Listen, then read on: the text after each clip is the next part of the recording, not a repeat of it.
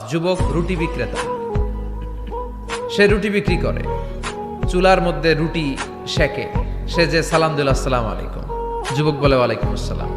আহমদ বিন হাম্বল বলে, যুবক আমার যাওয়ার জায়গা নেই, সফরে বেরিয়েছি, খুব শীতে কষ্ট পাচ্ছি, রাতে যদি তোমার এই চুলা থেকে একটু আগুন পোহাই কোনো সমস্যা? যুবক বলে, না না সমস্যা না, আহলান ওয়া সাহলান, খুব সামনে আসেন আসেন, আপনি আগুন পোহাইলে আমার সমস্যা কি? সুবহানাল্লাহ পড়েন।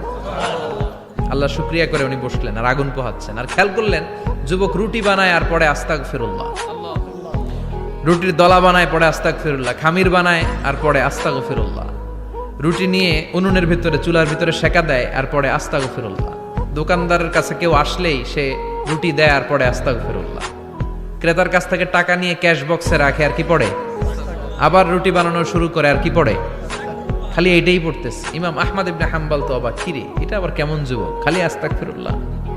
উনি প্রশ্ন করলেন, যুবক ঘটনা কি? আসার পর থেকেই তোমার দেখতেছি তুমি রুটি বানাও, রুটি বিক্রি করো আর পড়ো